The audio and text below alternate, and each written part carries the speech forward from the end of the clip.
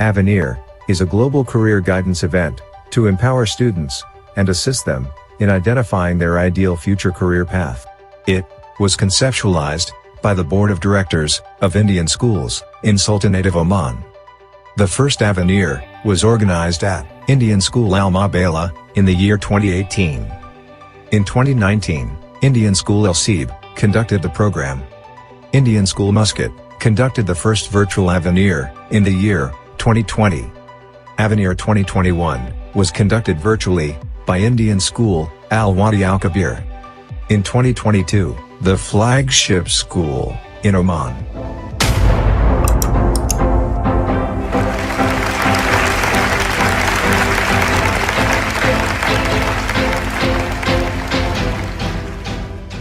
Indian School Bosher is all set to fly the flag higher by conducting Avenir 2022 in hybrid mode. Our impeccable planning, devoted team, unmatched resources guarantee a memorable event. The 5-day event will be held from Thursday, October 13, 2022 to Tuesday, October 18, 2022. Prominent achievers, educators, and industry experts will address the audience. Universities and educational institutes from different corners of the globe will present themselves to the audience of Avenir 2022. The event is open to all educational boards, including CBSE, ICSE, IGCSE, and IB. It will provide comprehensive career guidance to students to pursue their passions at national and international universities. Avenir 2022 guarantees a wealth of information and awareness on 21st century courses, scholarships, internships, and career placements. This event will assist students in discovering their ideal future career path. Let us gather together for this 5 days of excitement, effulgence, enlightenment, exploration, and exaltation. Let's join Avenir 2022 to discover you.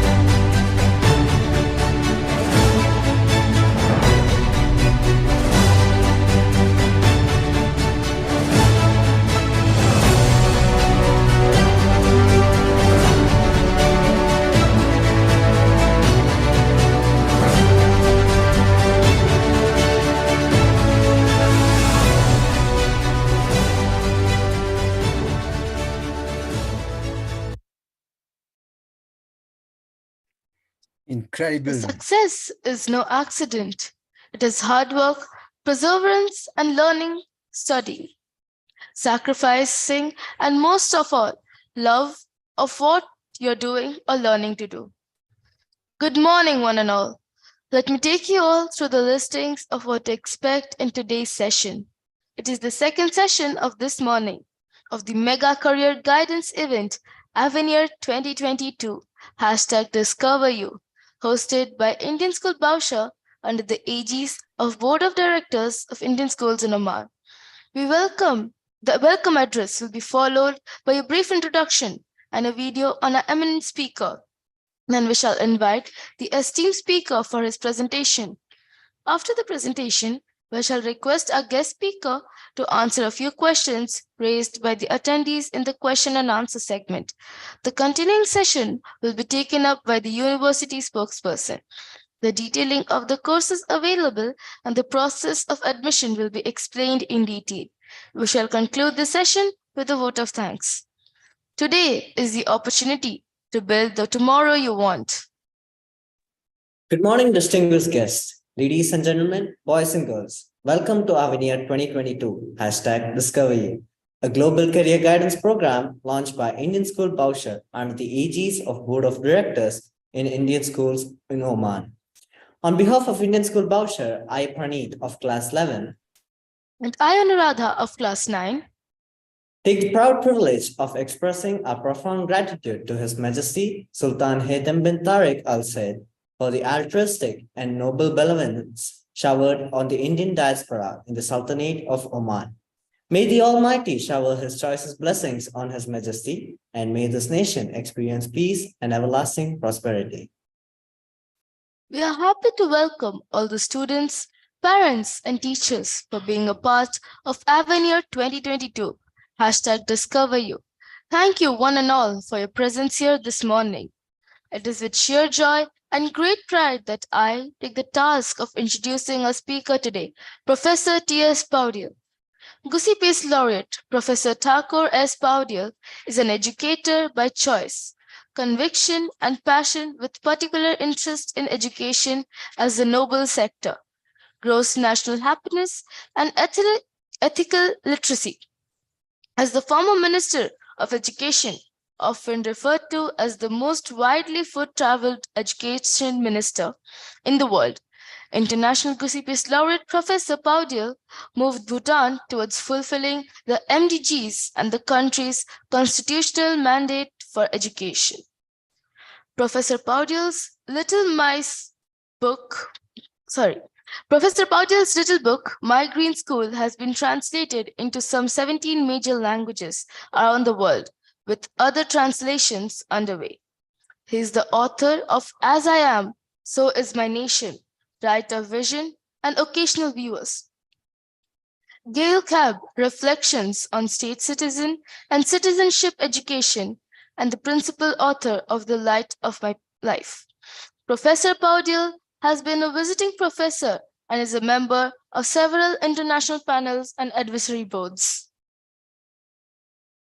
Professor Powdyel is the recipient of Global Education Award for Lifetime Contribution to Education, Coronation Gold Medal, as well as the Institutional Award, the honor of the Duke, Turkey.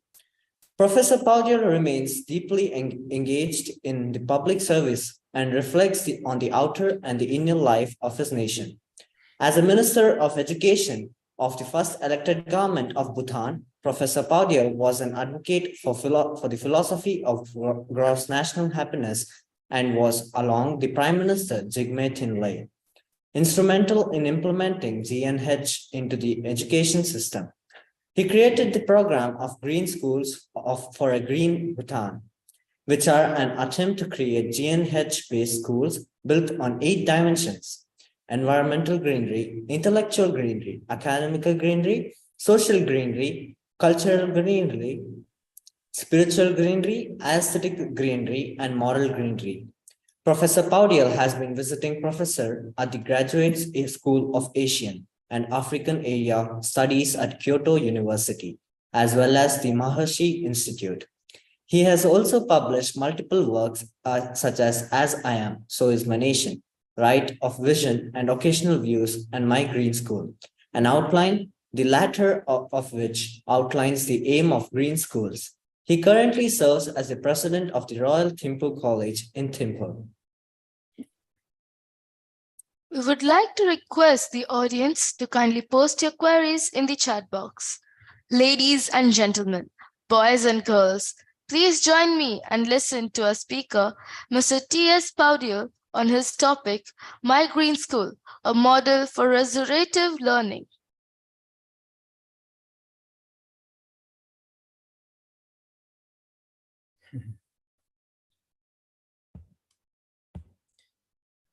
Good morning. First of all, I would like to thank my hosts from Indian Schools, Bowsher, for this very kind invitation to participate in what appears to be a very commendable initiative that you have launched. I would like to begin by paying my tributes to the founders of the school and its wide network across the world. Anything to do with education is music to my ears.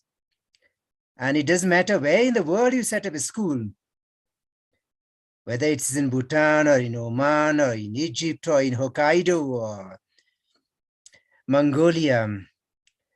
For me, education is an instrument for human flourishing and societal progress. And whatever you have done through your board of directors, the founders, the administrators and managers, past and present, the scholars, students, past and present, adds to the great goodness of the world.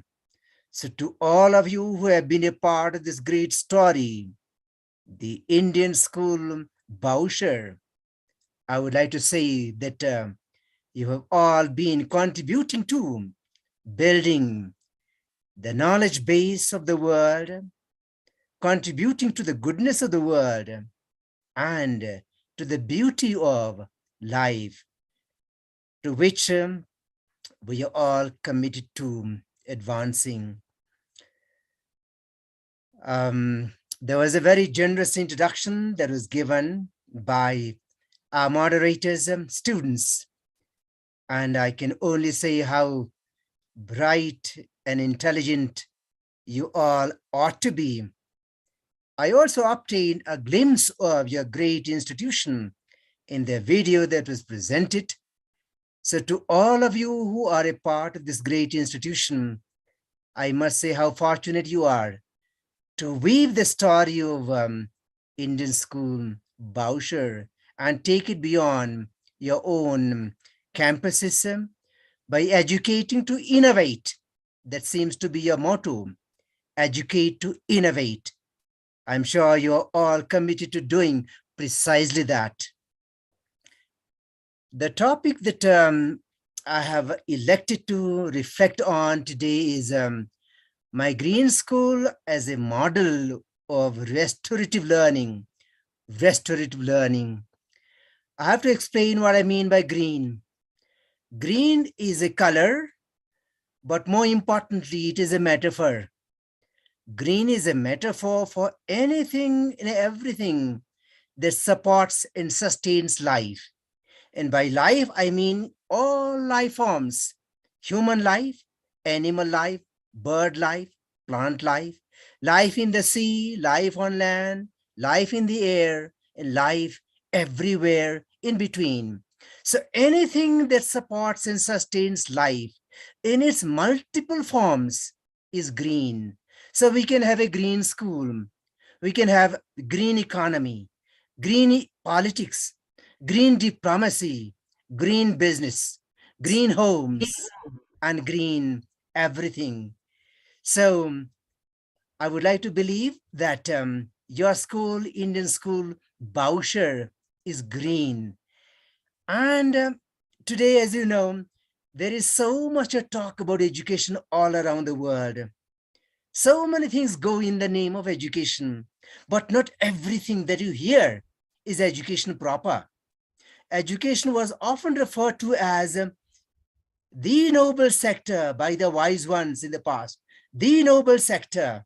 No other sector of public service is ever called the noble sector, not even health. But education was called the noble sector by the wise men and women of the past. And there was a very good reason to call education the noble sector. It was meant to help young men and women like all of you to cultivate the nobility of your mind. Help young men and women like you to cultivate the nobility of your heart. Help young men and women like you all around the world to cultivate the nobility of action. So anything that helped you to cultivate the nobility of your mind, to cultivate the nobility of your heart, and thereby leading to cultivation of the nobility of your hands, was the noble sector, education. Today, how many people talk about education as the noble sector? I'm not sure as to whether in Indian school, Bowser, you call education the noble sector. I hope you do. Education ought to be noble. It ought to make people noble. It ought to make young men and women like you noble, noble human beings. Education is not just for careers, just to acquire a degree or a diploma or a certificate. It is meant to make people, human beings, men, women, and children, nobler human beings, nobler beings. Because of all the species in the world, in the universe, human beings are called Homo sapiens, thinking beings, the most highly evolved of all the beings in this universe. So education as the noble sector, whether it is school education, college education, or university education, education, if it has any worth, if it has any credibility, if it has any value, ought to be noble. Make human beings noble.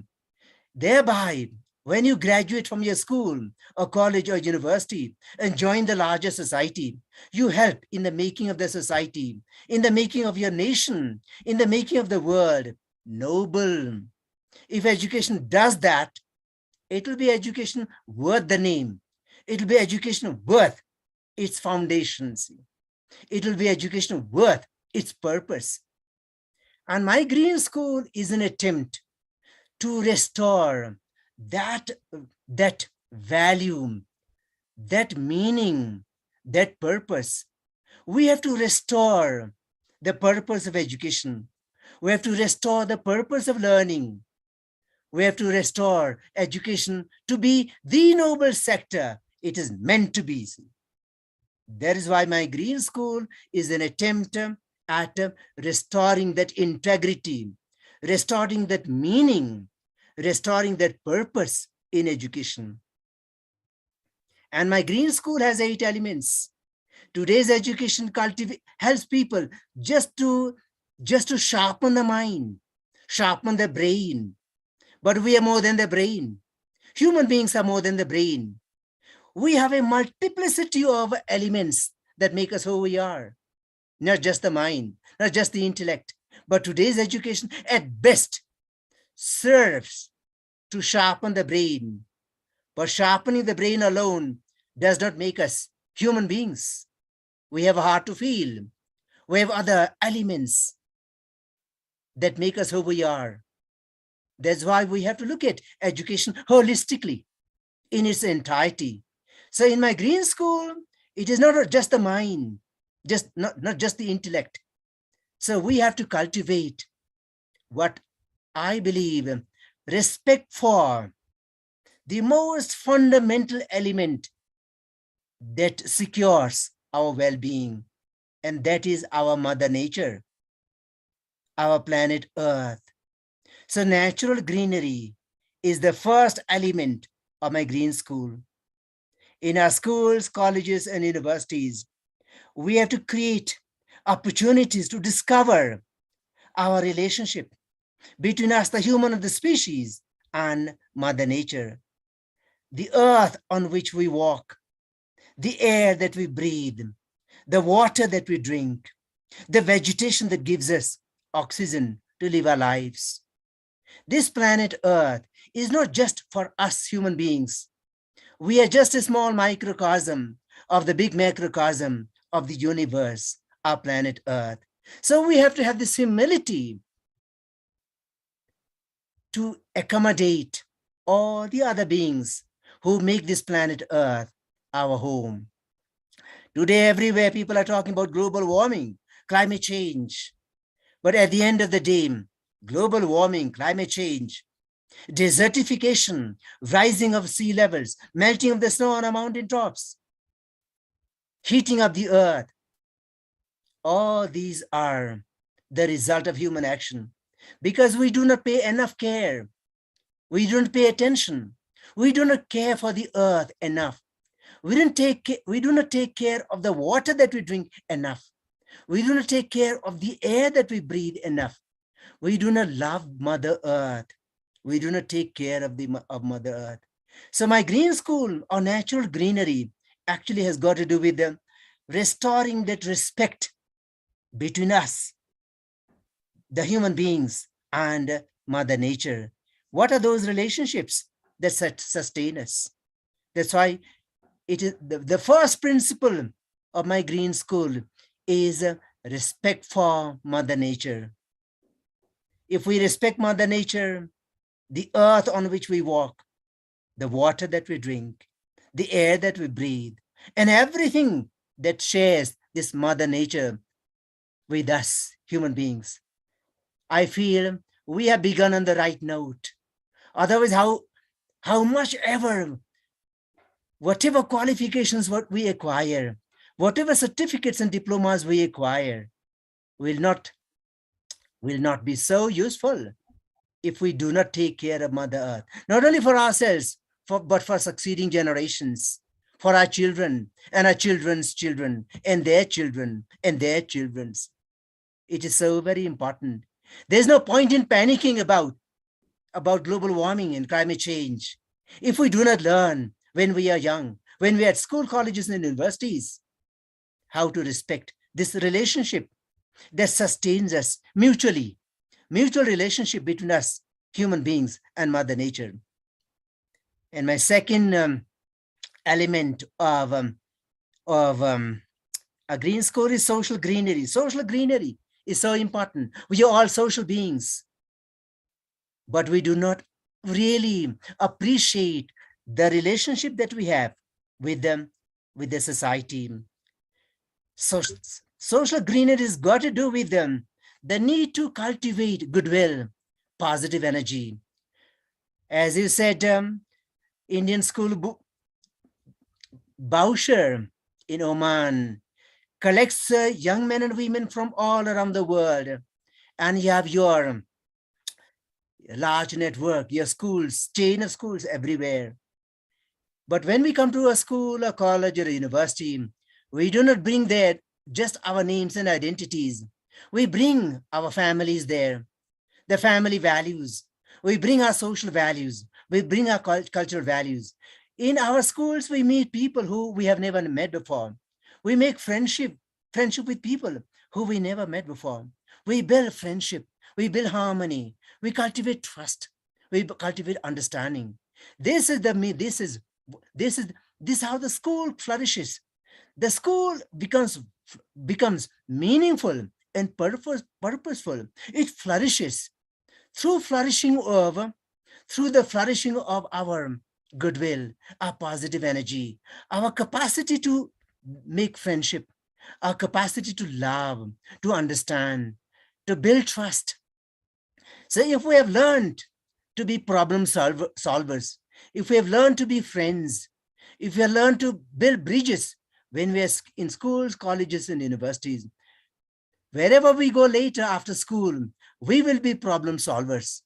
We will be builders of harmony and trust and friendship and solidarity.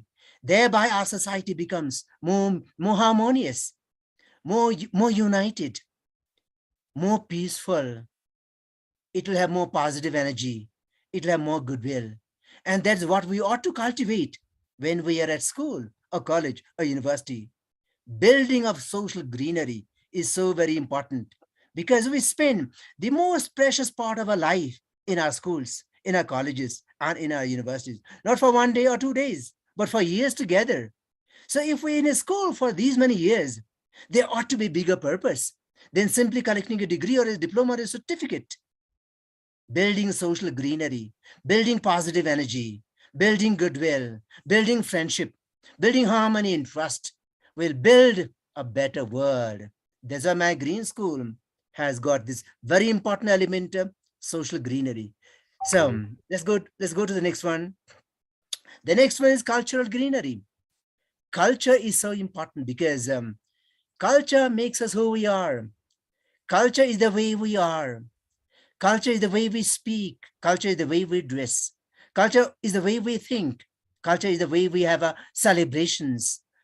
Culture means our art, our architecture, our literature, our music, our sports, our games, our dances, our food, our drink, our rituals, our faith, our belief, our worldview. All these together make us our culture. How do we celebrate our birthdays, our marriages, our weddings, death rituals? How do we observe our death rituals? All those rituals, our customs, our costumes, our songs, dances, food, drinks, our architecture, our, our literature, philosophy, all these together make our culture. So today, in some societies, it is taboo to talk about culture, but culture enlarges our life. Cultural sensitivities, appreciation of diversity, appreciation of who we are, and appreciation of other beings, our fellow beings, our society, other groups, other communities, appreciation of diversity, pluralities, and celebration of our diversity, celebration of who we are, our worldview. How did we get to be the way we are? See, how do we organize a society? Our homes, our family values, our social values, all these together make our culture. So culture is an extremely important element that make us who we are.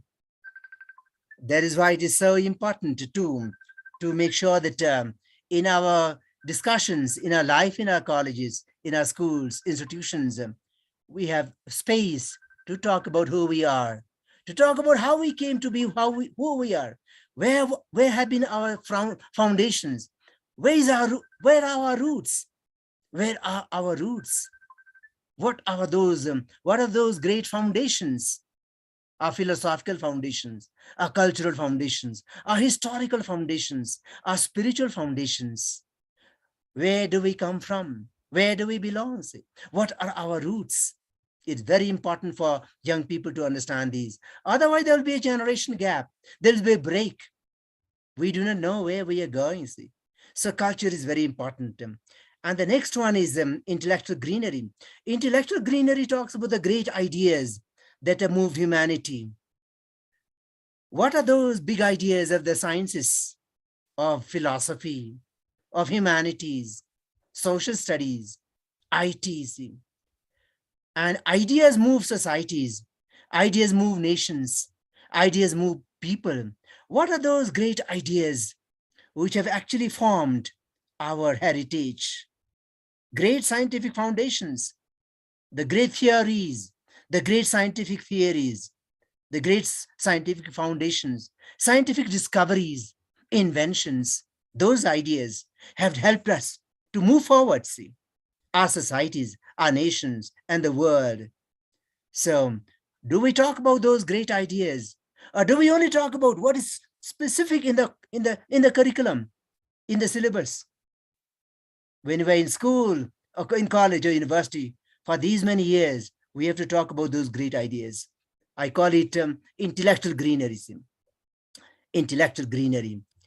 And the next, now we are ready. Now we are prepared. We have talked about, we have located ourselves in the larger scheme of nature, then in the society. Then we have talked about culture. We have talked about the big ideas. Now we are better prepared to talk about specific subjects, whether it is mathematics or the sciences or history or literature or language. Now we are in a better position. Otherwise, what happens in our schools? We begin with chapter 1 on page 1, as per the syllabus, as per the curriculum, because time is only limited, and we have no time to talk about the wider, bigger things that actually contribute to learning. We don't talk about our place in the larger scheme of nature, our place in the society, our place in the cultural setting, and those big ideas. The next one, now we're happy to talk about, now we are able to talk about academic greenery. Mathematics, for example, literature, language, history, geography, IT, music, commerce, economics. All these now we can talk about. But here we should talk about what is the nature of these subjects. Why do we call history history and not chemistry? What makes mathematics mathematical? What is mathematical about mathematics? How is physics physics and not chemistry? What is biology?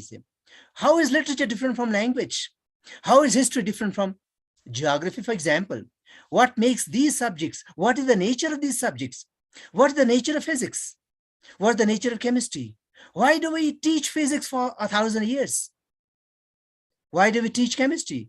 What is the purpose of teaching literature, for example? What is the purpose of teaching history? What is the benefit of these subjects? So we should talk about these important subjects in our academic pursuits, in our academic engagements. Next, we talk about aesthetic greenery, aesthetics. As you know, aesthetics is the study of beauty, study of grace, what is graceful, what is tasteful, and what is beautiful. See, today, a lot of our young people are stuck with their mobile phones, see, with the images that IT throws out or throws up. See. But these images, the influence of mass media, especially on young minds, is both positive as well as negative. And without young people ever realizing those negative influences, their souls could be sucked by destructive mass media. See. That is why we have to create opportunities in our learning for what is really genuinely good and beautiful and graceful. Today, we only look at images that come on the screen, the mobile phone screen, on the computer screen, on our tablets. And these images could be extremely destructive. They're attractive. We get drugged. We get seduced by these images. But if our young people are not careful, if our teachers are not careful, if our educators and the educational managers and administrators and supervisors are not careful, young people could be swarmed and overwhelmed by these images, influences. They lose their personality. They lose their identity. They lose their creativity. They lose their uniqueness. They swallow everything that comes on the screen. They forget to be creators. They forget to imagine. They forget to build. But our young people are smart. They can imagine, they can build, they can create. But if they surrender this creativity to technology, then they lose their identity, their uniqueness, their personality. They become somebody else. That's why cultivating aesthetic greenery is extremely important. My next element of green school is spiritual greenery. And spiritual greenery has got nothing to do with religion or religiosity. You know, spiritual greenery is the appreciation of a need to look for something bigger than us. There is, because as we are, we are not complete. As we are not full. As we are not perfect. We all the time yearn for perfection. We want to be better. We want to be more complete. We want to be more perfect. We want to rise. We have our idols, maybe our teachers, our parents, our leaders, our spiritual leaders. Or there could be the beauty of nature. It could be God. It could be our idols. We want to be better than us. We want to be more than us. We want to rise. We want to get a fuller realization of who we are. Spiritual greenery liberates us. It makes us want to be better than us. Spiritual greenery. You have seen the flower on the windowsill. The flower kept on the windowsill tends towards the sun to find fulfillment, to flourish, to blossom, to bloom. In the same way, we human beings, men, women, and children, we are all the time looking for opportunities to grow, to be better, to be sublimer, to be more perfect. In our schools, colleges, universities, in our syllabus, in our spaces in the schools, we should have opportunities to look beyond, to rise above, to rise higher, to find greater fulfillment. I call this spiritual greenery. It has nothing to do with religion. Religion often constricts us, but spirituality liberates us. It makes us fuller. It makes us sublimer. It makes us realize our higher selves. And the last element of my green school is ethical greenery. Ethical greenery. Ethical greenery has got to do with our ability to make fine distinctions between categories of values. Categories of values. And what are these values? These values are right as opposed to wrong, truth as opposed to untruth or falsehood, good as opposed to evil or bad. See, only human beings, as the Homo sapiens, thinking beings, only we human beings have this unique gift to make these distinctions between good as opposed to bad, right as opposed to wrong, truth as opposed to falsehood. That's what makes us human beings. And today, all around the world, there is a crisis of these values. That's why organizations collapse, institutions collapse, societies collapse, nations collapse, because people don't make distinctions between right and wrong, good and bad, truth and falsehood. If we forget to make these distinctions, when we become leaders ourselves, when you become leaders, young men and women, wherever you are in the world, when you become leaders yourselves of your societies, if you fail to make a distinction between right and wrong, you become poor leaders. If you fail to make a distinction between good and bad, truth and falsehood, right and wrong, you fail as leaders. But you lead because you have the strength of character. You have this integrity to say this is good, this is bad, this is right, this is wrong, this is truth, this is falsehood. Only human beings can make a distinction. You make strong societies, you make strong nations, because you're on the side of right, you're on the side of good, you're on the side of truth. Education as the noble sector ought to make us better human beings. It should help us to flourish as human beings, to be better realized. So my hope and my prayer and my wish for all of you, wherever you are, young men and women, is to cultivate this greenery in your life, greenery in your learning, to restore, to renew, to revitalize, and to give more meaning and find greater fulfillment in your life. This is my green school. I wish all of you the very best in your life and in your future. Thank you. That was an extraordinary and inspiring session by you, sir. Your creative and fun-filled session enlightened us and kept each one of us engaged. Now we would like to request our speaker, Professor T.S Powdyel, to kindly answer a few queries put forth by the audience. May I invite the moderator of the session, Mr. Saiju Augustine, to pose some questions from the audience to you. Over to you, sir.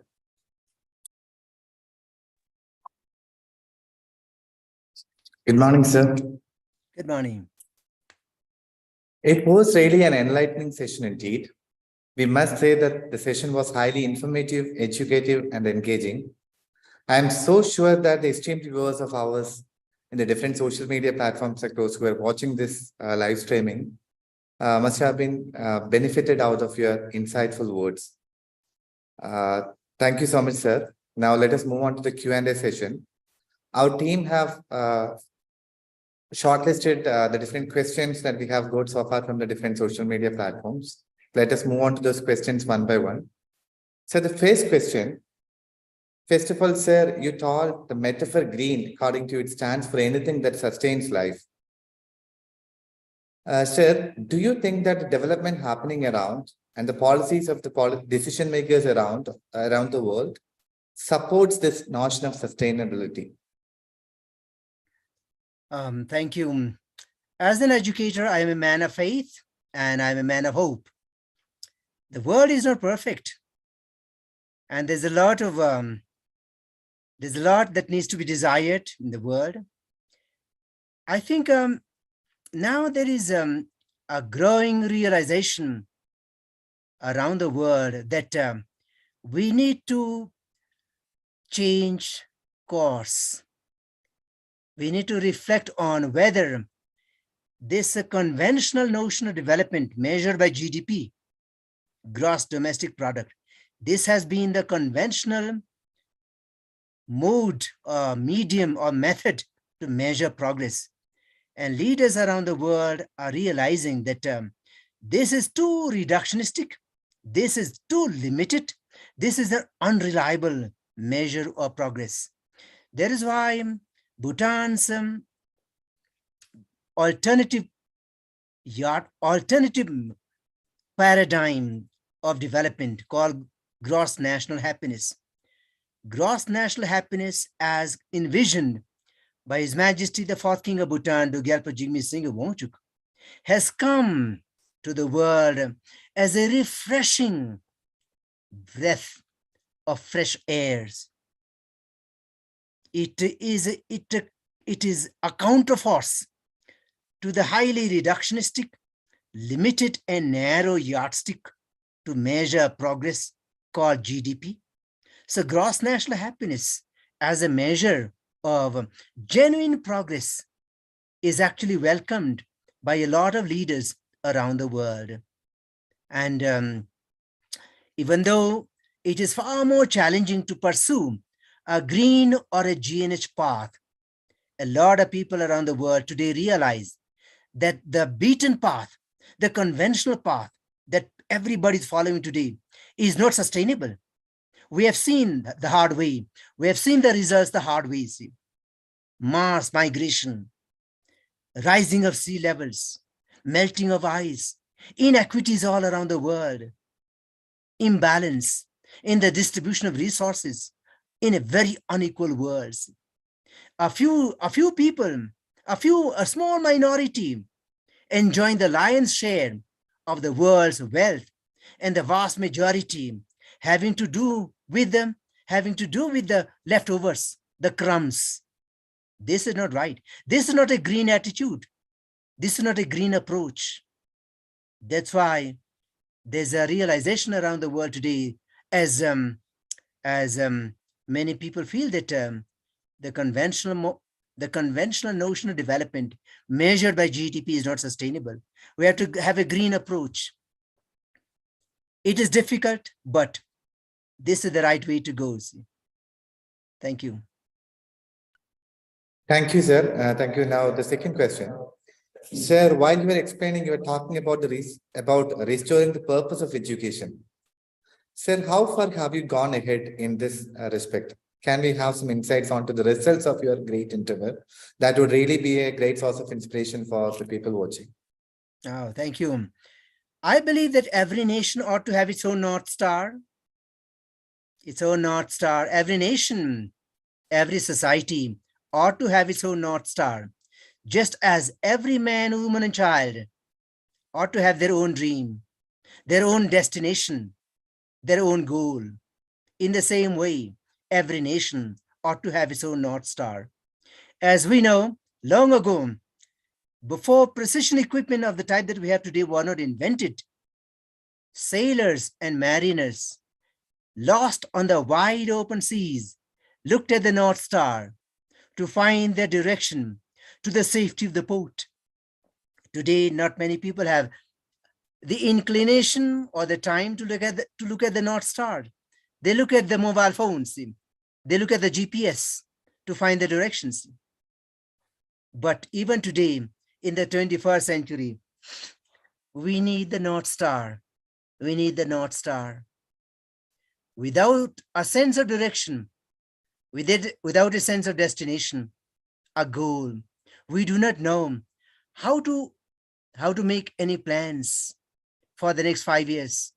How will societies, how will governments make plans for the country for the next 5 years, 10 years, 15, 20, 100 years?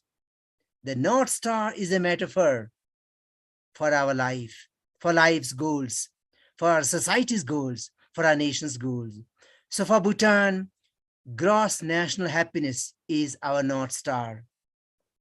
So we believe that if a nation has a North Star, a goal, the subsystems of that nation ought to understand and embrace that North Star and do their part to advance that goal. And education is an extremely important part of the society, part of the government, part of the nation.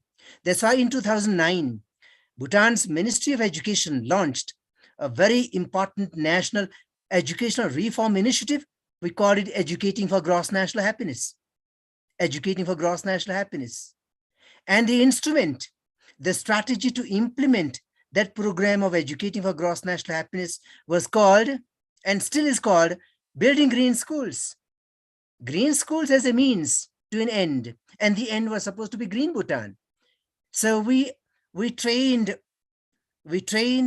all our school leaders, our deputy school leaders, our teachers.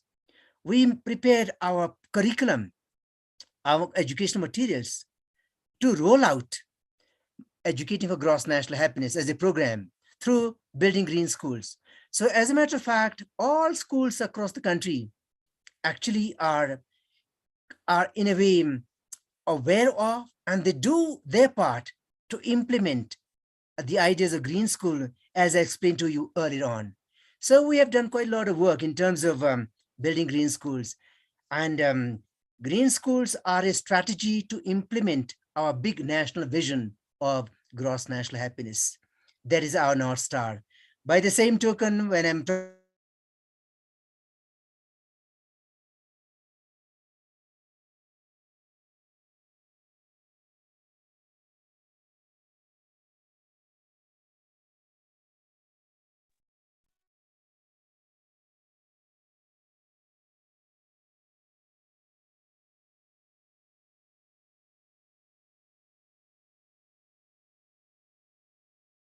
Shaiju sir,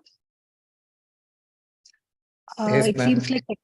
seems like technical issue over on the processor side. At Sir's You end. can- Sir's end. Yeah. Okay. So, what should we do? Shall we continue with the next session? Shall we move on to the next session? It was a final question only.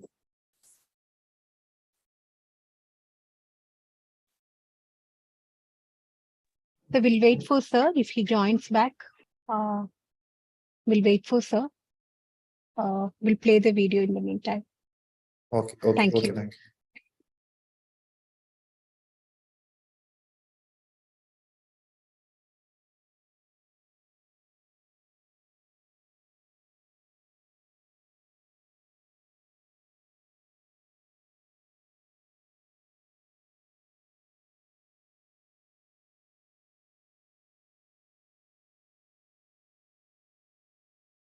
Avenir is a global career guidance event to empower students and assist them in identifying their ideal future career path. It was conceptualized by the Board of Directors of Indian Schools in Sultanate of Oman. The first Avenir was organized at Indian School Al Mabala in the year 2018. In 2019, Indian School El Seeb conducted the program. Indian School Muscat conducted the first virtual Avenir in the year 2020. Avenir 2021 was conducted virtually by Indian School Al Wadi Al Kabir. In 2022, the flagship school in Oman.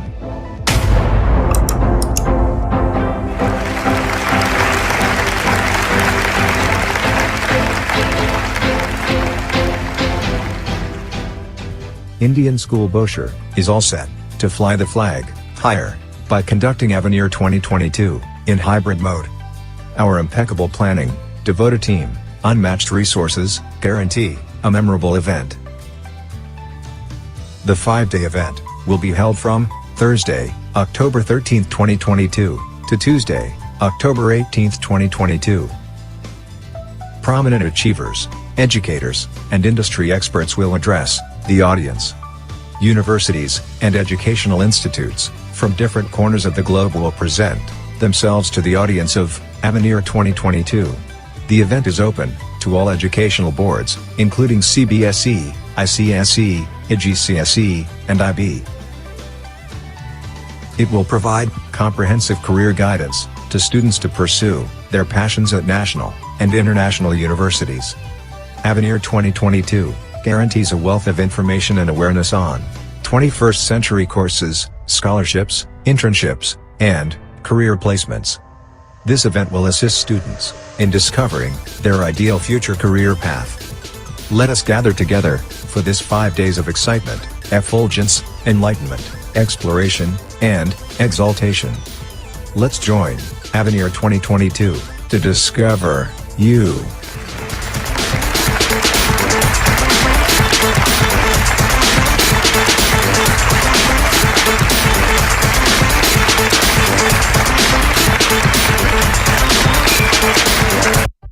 Avenir is a global career guidance event to empower students and assist them in identifying their ideal future career path.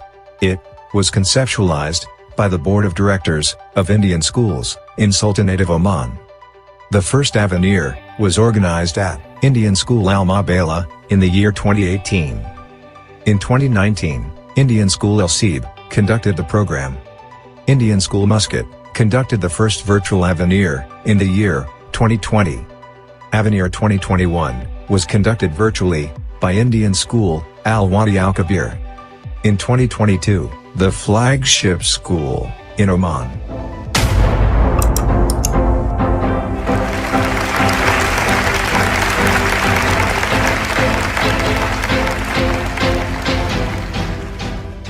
Indian School Bosher is all set to fly the flag higher by conducting Avenir 2022 in hybrid mode. Our impeccable planning, devoted team, unmatched resources guarantee a memorable event. The 5-day event will be held from Thursday, October 13, 2022 to Tuesday, October 18, 2022. Prominent achievers, educators, and industry experts will address the audience. Universities and educational institutes from different corners of the globe will present themselves to the audience of Avenir 2022. The event is open to all educational boards, including CBSE, ICSE, IGCSE, and IB.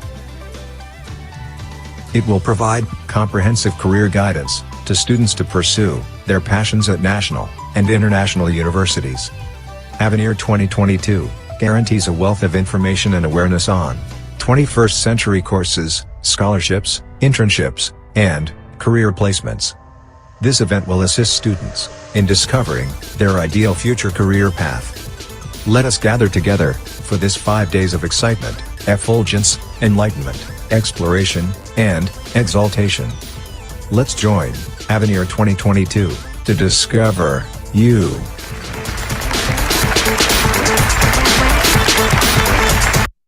Avenir is a global career guidance event to empower students and assist them in identifying their ideal future career path. It was conceptualized by the Board of Directors of Indian Schools in Sultanate of Oman. The first Avenir was organized at Indian School Al Mabala in the year 2018. In 2019, Indian School Al Seeb conducted the program. Indian School Muscat conducted the first virtual Avenir in the year 2020. Avenir 2021 was conducted virtually by Indian School Al Wadi Al Kabir. In 2022, the flagship school in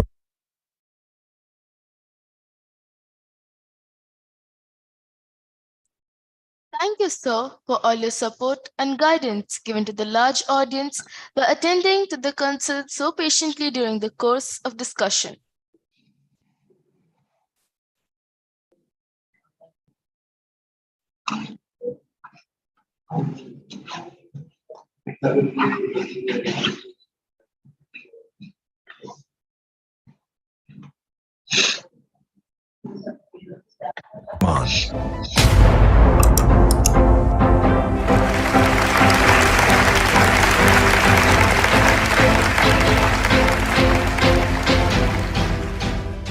Indian School Bosher is all set to fly the flag higher by conducting Avenir 2022 in hybrid mode. Our impeccable planning, devoted team, unmatched resources guarantee a memorable event. The 5-day event will be held from Thursday, October 13, 2022 to Tuesday, October 18, 2022. Prominent achievers, educators, and industry experts will address the audience. Universities and educational institutes from different corners of the globe will present themselves to the audience of Avenir 2022. The event is open to all educational boards, including CBSE, ICSE, IGCSE, and IB. It will provide comprehensive career guidance to students to pursue their passions at national and international universities. Avenir 2022 guarantees a wealth of information and awareness on 21st century courses, scholarships, internships, and career placements. This event will assist students in discovering their ideal future career path. Let us gather together for this 5 days of excitement, effulgence, enlightenment, exploration, and exaltation. Let's join Avenir 2022 to discover you.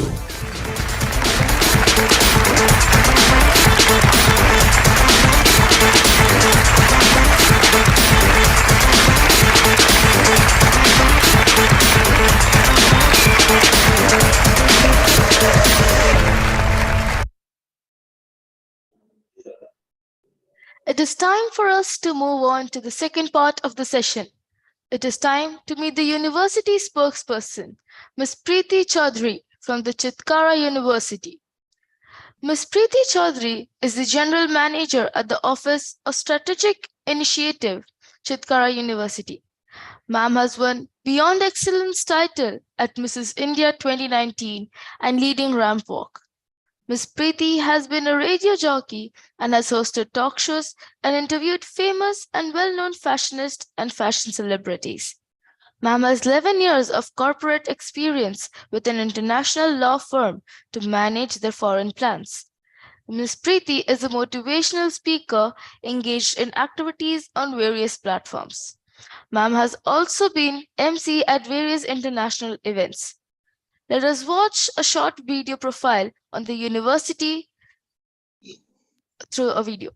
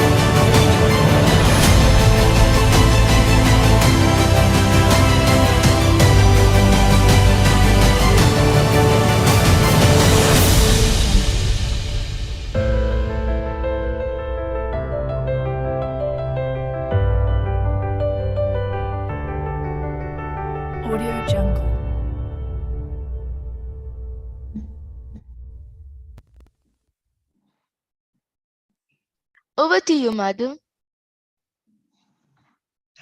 Well, good morning and good afternoon, everyone. Am I audible?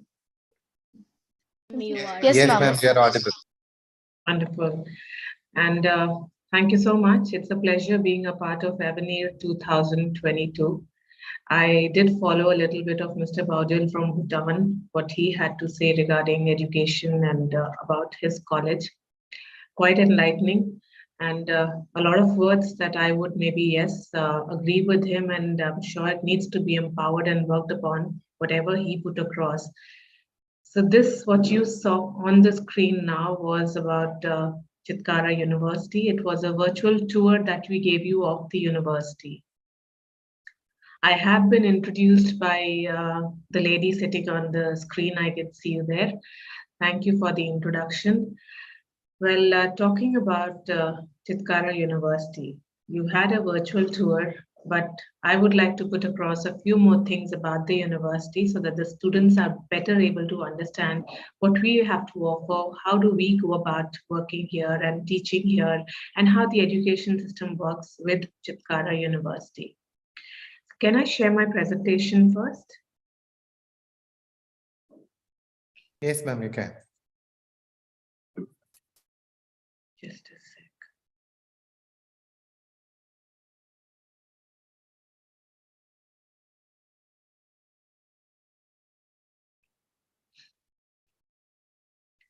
You've given me the option to share screen. Is it showing you? Can you see the presentation? Access has been given, ma'am, but we cannot see it. Can you please share it? Okay. Now? Yes, ma'am. Yes. Great.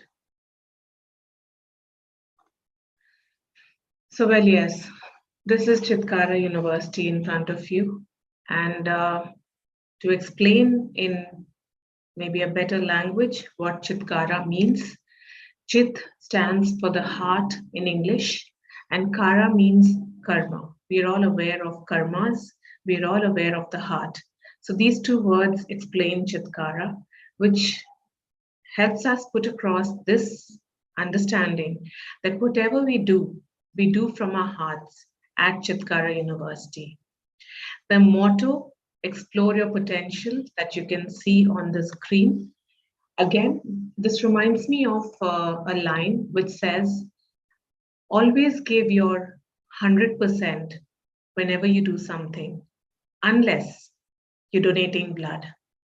Well, yes, a lot of people take that literally and get a little rash. But then at Chitkara, we believe that each student is 100%. We go by this motto very strongly. We believe that each student has the potential. It is our responsibility to leverage that potential and maneuver it to a positive outcome and to a beneficial outcome for the students. So which is why we inculcate the habit of a never give up attitude in our students, which allows them to investigate, to delve, and to research and achieve success in their desired zones and spheres, which is why we are a research-based university. And this is how we create knowledge and generate the kind of positive attitude through our motto. The logo that you see, the color red defines the education ecosystem, and where the students, the faculty, the industries, the parents, everyone participates. Without them, we cannot be a university. So we take everyone into consideration. It's not only the students, it's the faculty, it's the industry, it's the parents. Everyone forms to become a part of Chitkara University and to help it prosper. So which is why we say your dreams, your goals, your university. And by saying you're here, we are identifying ourselves with our students. So our students help identify us as Chitkara University.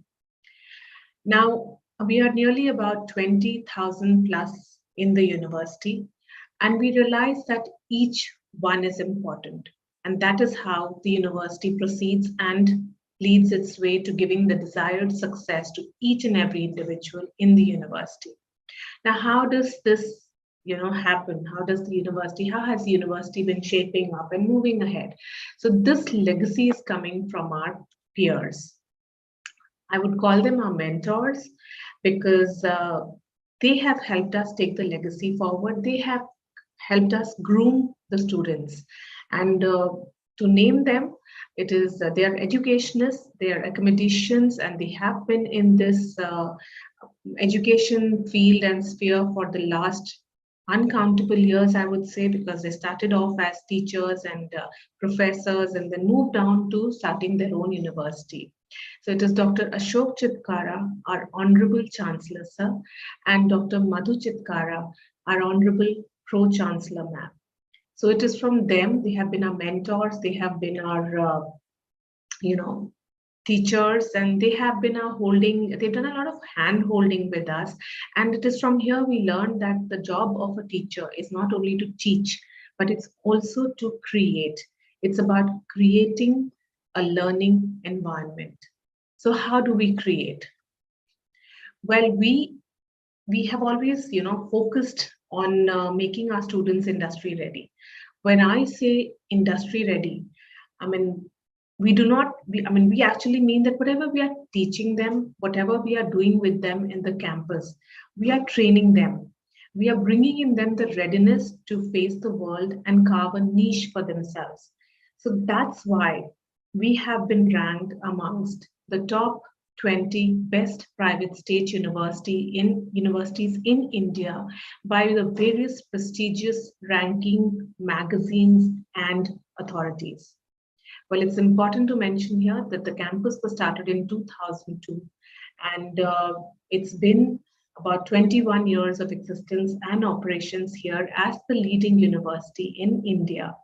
And in 2014, we decided to transition from a regular university to a research-based university, which is wherein we took the responsibility of creating knowledge through research. And so this is why this slide is important to understand, that we have taken the responsibility of creating knowledge for the children, for the people. That is why we are a research university. We have 2 universities, and we are based out of Punjab and Himachal Pradesh. Then we have 2 schools. Chitkara has 2 schools existing in Chandigarh. So when I talk about Chandigarh, I would say it's a city in India, in North India, about a distance of 5 hours from Delhi. And it is considered to be the most beautiful city in India and the most livable city in India, where you breathe fresh air. I mean, a lot of cities here, I'm sorry, but they are known to be, there's a lot of pollution and there's a lot of unhealthy air.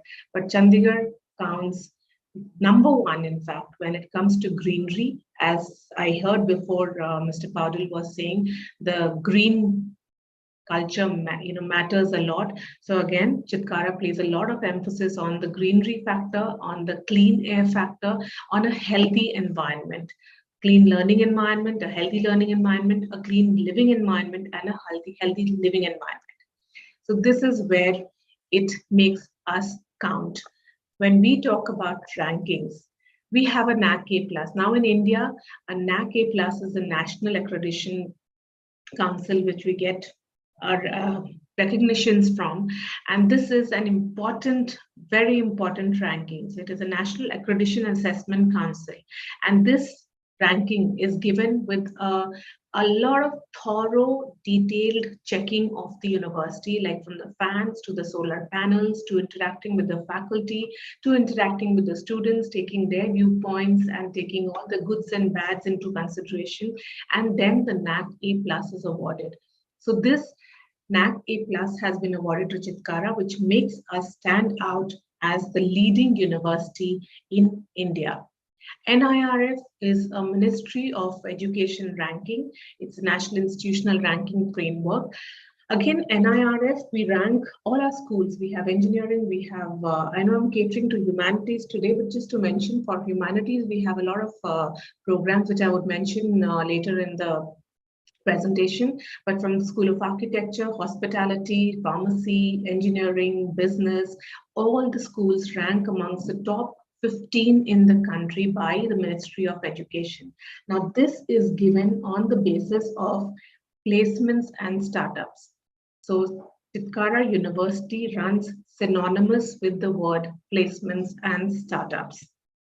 The other ranking is QS. I'm sure you all would be aware of the Kakul-Simons ranking. It is a world university ranking, and Chitkara University is proud to say that we are counted amongst the 600 leading universities in Asia by QS.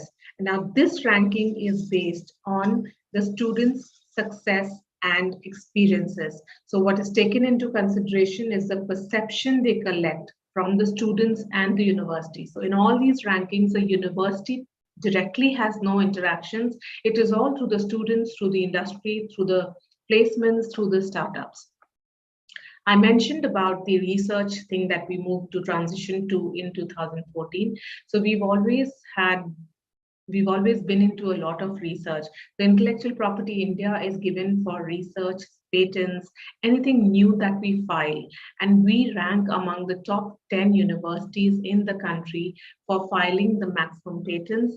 And we do research, which is why we are ranked by Intellectual Property India. Erasmus, for the Erasmus program, again, is a European Union agency funding. This is given to universities who are doing very well in research. So not all the universities get Erasmus Plus program funding. And Chitkara University gets a lot of grants, aids, assistance work from Erasmus Plus, which I mentioned is a European Union funding agency. Now, we spoke about research, we spoke about patents, we spoke about the transition from the regular university to research. So over the years, as I said, we create knowledge. So over the years, this is the numbers that you see on your screen. This is the kind of patents, research, and the citations that we have filed. Now, 1042, sitting here right now, has gone up. The last number that I can say is about 2,000 patents. We have 40 centers of excellence, with the latest center of excellence being the Chakra Center of Excellence in the Western Command here in India. And we have about the 40 plus goes up to about 65 crore plus research for grants from various government and non-governmental agencies from Erasmus Fund. So these are the kind of grants and aids that a university is given to create knowledge, to create that kind of learning through research. And we have the 2100, which is mentioned here, has now gone up to about 4,000 research papers written by the faculty and about 10,846 citations. Why I cite numbers is it's been over the last few years that the faculty has done and brought out so much research and contributed to the learning in the country. So this is the kind of numbers that Chitkara has seen on a higher rise since its inception. Now, when you see the screen, what you see is the recruiter's word, you see graduates, you see employment. So yes, the word placements rings a bell. Well, when you talk about placements, it's a very fancy word used lately by all educational institutions, because that is the final thing that everyone looks at. Well, we do too, but we look at it as a consequence and as an outcome. So we believe at Chitkara University that if we train the students well, if we teach them well, we're giving them a profile. So we don't just teach students to get them job opportunities. We, in fact, give them the exposure. We give them the learning where they are able to place themselves perfectly well to get the desired placements. So as I mentioned before, we believe in outcome. So be it any of the schools, as I mentioned, engineering, architecture, business, hospitality, pharmacy, allied health, nautical sciences, liberal arts, all the schools, there have been strong instances where the students have, been able to avail job opportunities during the continuation of their degree. So it's not just that, they've had their studies and they are just finished with it. No, we get them the exposure, we get them the learning during their studies, and the responsibility and the job of these schools that I mentioned, we all cater to the consequence and outcome by enriching the overall growth and learning experience of the students. So when you see the screen, these are a few brands that you can see on your screen. They're just, I think, the tip of the iceberg, which you can see on your screen. And when I mention brands, it's not just about placements. It's about having MOUs with them. It's about several who have their setups in our campus. There are several who hire as recruiters from our campus. So we have just put up a few for your information, that these are some of the companies that are with us. And as I mentioned in the beginning itself, that our programs are not just industry-led, but they are industry woven. So when I use the word industry woven, what do I mean? What I mean is that we have leading individuals, we have leading CEOs and heads of companies visiting our campus. We already have setups in the campus, but we also have leading people from the respective industries visiting the campus. And they are the ones who come and interact with the students, give them first-hand knowledge, share their experiences about work and about learning and about how to move ahead with their profiles. So which is why the most important thing about our learning, our teaching in Chitkara University is that a curriculum is coming from the industry, which is why our students at Chitkara University are way ahead. So this leads us to another purpose, that we talk about placements, we talk about getting jobs for students, we talk about getting them the right kind of setup to work at. We also look at building their desires, their skills, and their aspirations. So we have about 200 startups with about 300 incubators in North India. So now the time has come, we realize at Chitkara that we either help the students get jobs or we help them create jobs. And when I say create, we are defining the outcome of education in two ways. One is either get jobs, second, after the completion of the degree, or start giving jobs by creating that opportunity. And this is where we at Chitkara help students to create that opportunity, to build up on their skills, to ideate on their thoughts and skills. And we assist the students to build ideas and create a company and further create jobs. Like that's the purpose of the Center of Entrepreneurship and Educational Development. Like we have one example that I can give you, like the ones on the screen that you can see are the various startups which started off at the campus, and they're doing really well. One of the most prominent ones I can say is CHAUDHARY is a setup, which is a startup in Chitkara University. So they have their setup in the university. As the university is expanding, the CHAUDHARY concept is also expanding, and it's become a brand by itself. I'm sure you'll be hearing the name CHAUDHARY in your country soon. This is how it's building up. So this is where the startups take you. This is how they assist you and take you forward. So Chitkara Innovation Incubator, as you can see, is one of the largest government-supported incubators in North India with more than 200 student startups. And they are all student-initiated with the assistance of the university.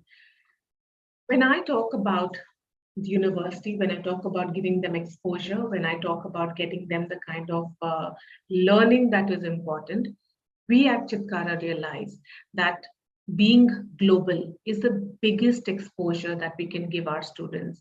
I personally believe that the more I travel, the more I learn. Whenever I'm traveling, I'm learning something new. If I have to move from this zone to maybe another place, I will learn something, which is where Chitkara University has a tie-up with about 200 plus international universities, leading universities worldwide. And we cater to looking into the students interacting internationally in maybe semester exchange programs, short-term programs, internship programs, and the very recently introduced, it's been about 3 years, where we introduced the global program, which is called the Academic Mentorship Program. Now, in this program, the student studies for 2 years at Chitkara University in our campus in Punjab, and moves for the next 2 years of education in the foreign university that we have the tie-ups with. When the child moves there, he studies for 2 years. It's a seamless transfer, and there are the everything that is required when you're studying in the foreign university is catered to. We have a separate setup in the university in Chitkara, which is totally dedicated to that university. The same setup, the same kind of ambience, the same kind of learning atmosphere. We have faculty coming from the university abroad in our campus to teach the students here. So this is a cost-cutting program, I would say. But then again, after the completion of 2 years in your foreign university, you get a degree from that university abroad. So if I had to say, we have a tie-up with Deakin University in Australia. So Deakin University has recently launched their hub at Chitkara University.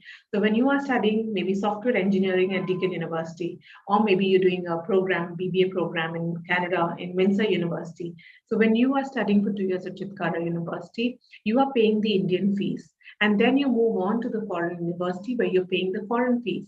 And you end up getting a foreign degree. And then the work visa follows as per the respective protocols of that country. So through this program, you're channelizing a path which is taking you ahead seamlessly with a lot of hand-holding and with a lot of cost cutting. This program makes the child globally ready and gives the kind of exposure that the child may not get in their zone or sphere of learning. Because exposure, as I said, travel gives you a lot of exposure. The more you travel, the more you learn, the more you see. In fact, for those students, again, it's not necessary that everyone can travel. So for those students who are not able to travel, who have issues maybe moving out or wouldn't want to go out, would be very connected to the country, for them again, we have a global week. We just finished a global week in Chitkara University, where we have all the leading professors from these universities visiting our campus for a week. Now then, what happens is they interact with the students here. They give them the kind of knowledge and education which they carry from there. So that's again an exposure which the students get. That's again a learning which the students get. So in any which way, whether the student goes out to study or we get the faculty here, the student is being exposed to global learning. So what you can see on your screen are the various programs we offer. We have also introduced the law program. We have also introduced the School of Liberal Arts, law. It's a 5-year integrated program in law that we have in the in Chitkara University. We have architecture for humanities. You have media. You have maritime. You have hospitality. So you can see the various programs on the screen. So these are the schools that we have to offer. We have psychology and counseling in Chitkara University, and these are the disciplines of schools that we offer at Chitkara University, along with the hostel facility. So yes, students who are traveling from outside, who need to stay within the campus, we have a hostel facility which allows them to avail the education comfortably within the premises of the campus. So what you see in front of you is a lot of smiling faces. So these are students from Chitkara University, and well, they are not faking it, because we strongly believe that all work and no play makes Jack a dull boy. And we seriously go by this saying, because we realize that we, as I said, are looking at creating an environment which is balanced and harmonious, and which is why the students feel safe here. They are living amidst an atmosphere which is very safe. We have the Swachh Bharat Abhiyan. I'm sure you would be aware of it, which was ongoing in India during Prime Minister Modi ji started this Swachh Bharat Abhiyan. So Chitkara University ranks very well with the Swachh Bharat Abhiyan. That's how clean an environment we give the students when they come to the campus. A very technologically sound and safe environment is what the students get. We look into the students enjoying everything else, but not only studying. So sporting facilities you saw in your video are very nice, very well equipped, and we have all the courts, the basketball, tennis, and all the courts are provided. We have the pool within the campus. We have the students enjoying a gym in the campus. Food courts are something to die for, I would say, with all the leading brands in the food court. The campus is a brand itself, and The library, again, we have many students who may not be needing to buy books because the library itself is so sufficient that they manage their complete program only with the books from the library. That's how well equipped the library is. And apart from that, we have high-tech labs, we have very Wi-Fi technologically sound classrooms, spacious classrooms. The strength of the students is lesser so that every individual child is focused. As I said, each child is 100% for us, and we really make sure that each child is taken care of. It's not a bunch of students just sitting there, you come, you teach, and you go. No, it's very importantly looked into that every student is given that kind of importance and learning to pave way to give him that kind of success, him or her the kind of success they're looking at in their life, which is why they have come to Chitkara University. We have ATM facilities, we have the tuck shop, and the best thing is, well, students these days are so hooked to Instagrams, they are so hooked to all the events that are happening. It's just like the in thing, everyone wants to be present at whatever is happening around the country and the city. So we bring everything within the campus, all live events, keep the students going, keep them connected to the outside world, and makes them feel happening and happy. So when I say student life here, these are the words which can describe the student lives in Chitkara University. Why I say diverse? Because we have students from all over the world studying in our campus. Inclusive again, because we consider each child being 100%, and this is where every child's interest is safeguarded and looked into. Safe, I said this, that safe environment, healthy environment, engaging, because we keep them occupied with a lot of activities, a lot of clubs, and a lot of other sporting facilities, which keeps them, it keeps them upbeat, keeps them uplifted. And supportive is one word. Well, we have interviews for students who are taking admission in the university. So when I was recently interviewing a few students, I asked them, why Chitkara? Supportive was one word which was synonymous, I would say, with all the students. They had taken feedbacks, which is why they got into the admission procedure here. And they all had one thing to say, that we've learned that the faculty is supportive, the environment is supportive, the team is supportive, the complete system is supportive. And there's a lot of hand-holding, which is why they want to be a part of Chitkara University. This is the only university, I'm doubtful you would have heard it anywhere else. This is the only university, or this is a university which has a chief happiness officer. That's the kind of, that's how we look into keeping the students happy and progressive and positive. So we work on, we focus more on happiness, where we again creating a happy space for students and faculty alike, because it is a two-way process. It's not just the students, the faculty also has to be as happy to be engaging with the students and giving them that kind of positivity. So, and we're giving them a healthy environment to grow.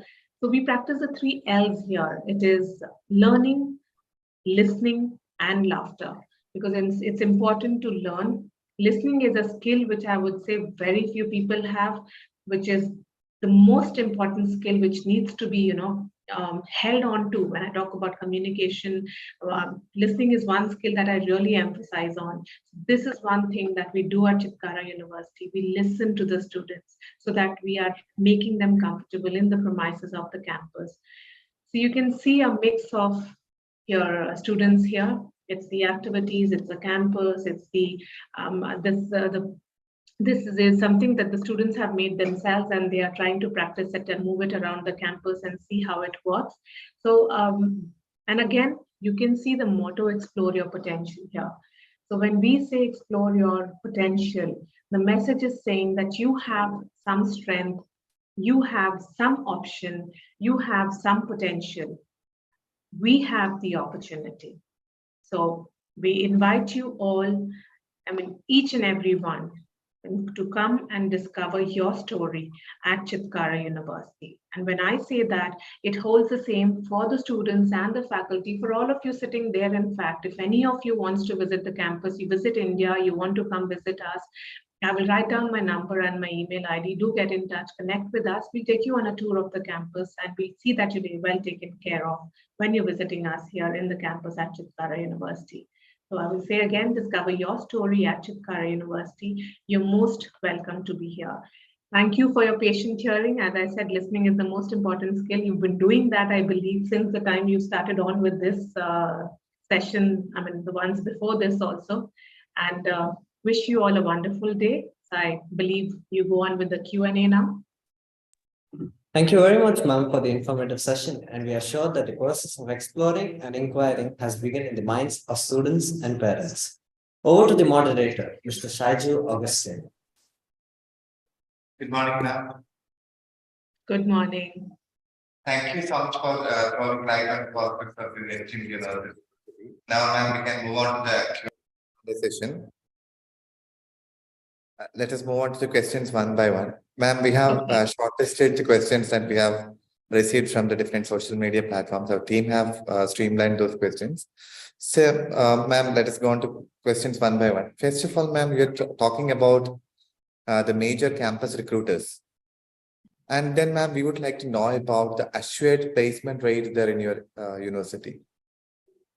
The assured placement rate in the university, you mentioned that. Well, we give 100% assurance, as I said. And I also mentioned we go synonymous with the name placements at Chitkara University. So if you have to take a feedback from the students, when I speak, it may not be bought as well. You might say that I'm representing the university. So which is why I'm saying that, yes, we stand out for the placements. You can ask students, whoever is interested and whoever's put up the query, to maybe connect with the students on our website, put in a message and to see how they have to inform them about the placements with Chitkara University. And they will know for themselves how and where we stand with placements.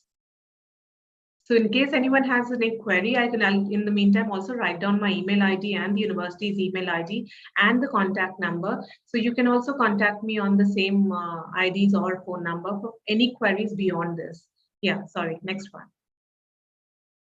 Ma'am, you can put those details in the chat box also, so that anyone who is actually watching the program will be able to get it.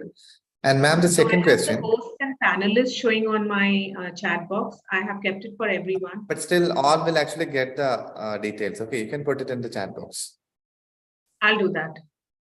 Okay, sure. Okay, ma'am. Now we are moving on to the second question.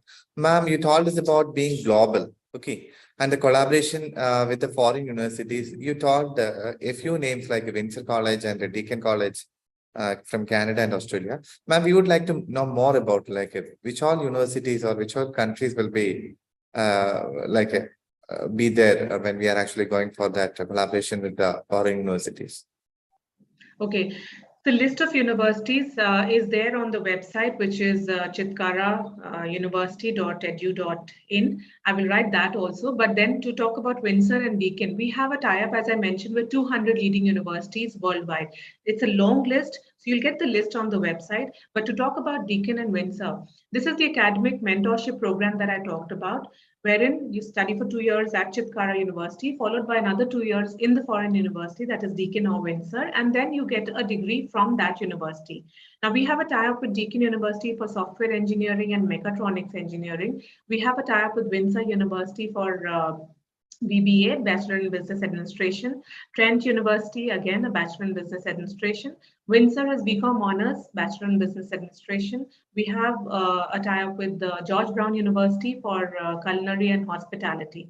So these are the academic mentorship programs, as I said. Apart from that, we have tie-ups in Germany and various other countries, London, UK, all these countries, universities where students can go for semester exchange, students can go for a short-term program, or we also have tie-ups for internships in Dubai. I mean, if you're asking students, we have students going to Dubai for their internships and for their short-term programs.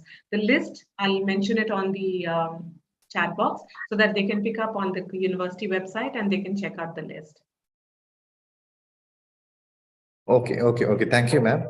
Now let us move on to the final question. Ma'am, you told about Erasmus funding. So how will the students benefit out of it? Will they get some scholarships or something like that? Or is it for the university alone? So the Erasmus funding is for the university. But again, in this, we have a program which is a B.Ed program.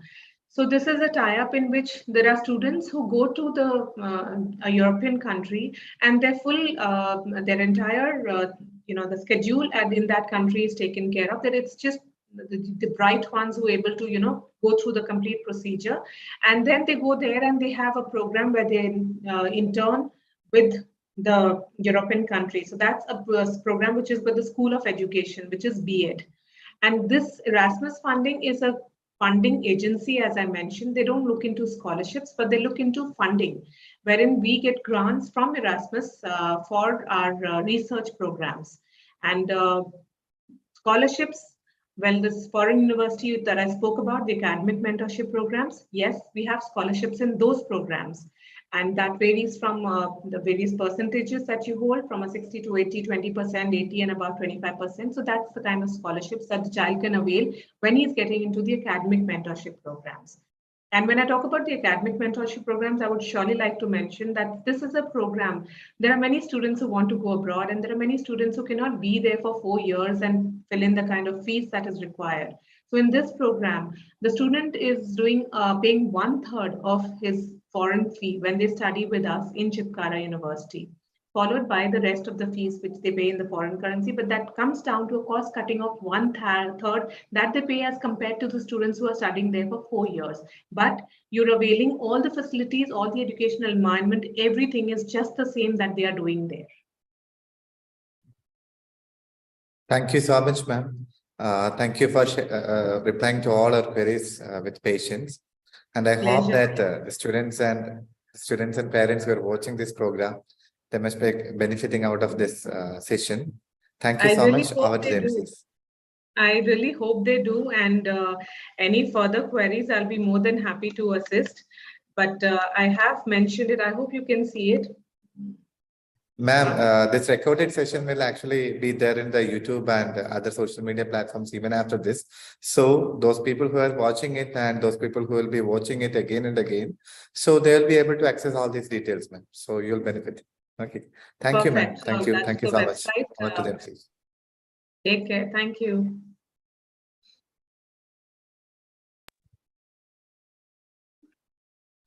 Thank you very much for the insightful answers. Those who have queries can access the mobile app. The questions will be directly addressed. Over to you, Praneeth. As we draw the end of this enriching session, I deem it my great privilege to propose the vote of thanks. We extend our heartfelt thanks to our eminent speaker, Mr. T.S. Powdyel, for all his words of motivation. Thank you, sir. We express our gratitude for the spokesperson, Ms. Priti Chaudhary from the Chitkara University, for sharing the details and giving us an overview of the career guidance. Thank you, ma'am. Our deepest sense of appreciation and gratitude to Chairman Dr. Shivakumar Manikam and members of Board of Directors, Indian Schools in Oman. Our heartfelt thanks to President Mr. Ajayan Poyara and members of the Indian School Bausch School Management Committee and the principal of the school, Dr. Bhavesh Bhalerao. We request the participants to kindly fill in the feedback form posted in the chat window. Heartfelt thanks to our platinum sponsor, Jain deemed to be University, gold sponsor, De Montfort, silver sponsor, Dallas Baptist University, USA, Grey Matters, SP Jain School of Global Management, Sri Ramachandra Institute of Higher Education and Research, and bronze sponsor, Middle East College and SP Jain School of Global Management. Digital marketing partner, Spectrum and Trifle. Media partner, The Arabian Stories, and other valued sponsor. Now let us watch a video on our valued sponsors.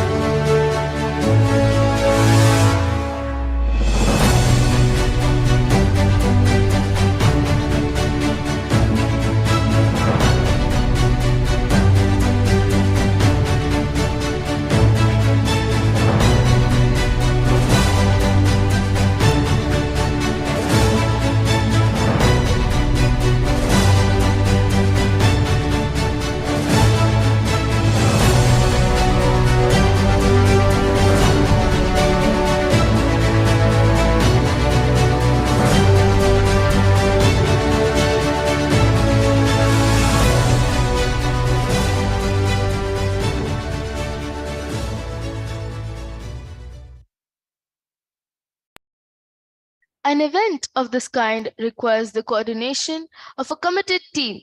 Thank you to the ISB team for making Avenir 2022 possible. Thank you to each and every student, teacher, and parent for being a part of the session.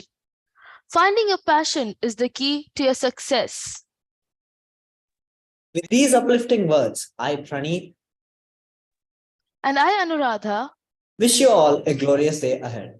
Before we sign off, let me remind you of the upcoming sessions. The upcoming sessions scheduled for tomorrow, 17th October 2022, will be from 4:00 p.m. onwards. A gentle reminder for filling the feedback form. You can provide your feedback on the Avenir website, www.aveniroman.com. Every attendee who submits the feedback form will receive a digital certificate. See you in the next session. Stay tuned and stay safe.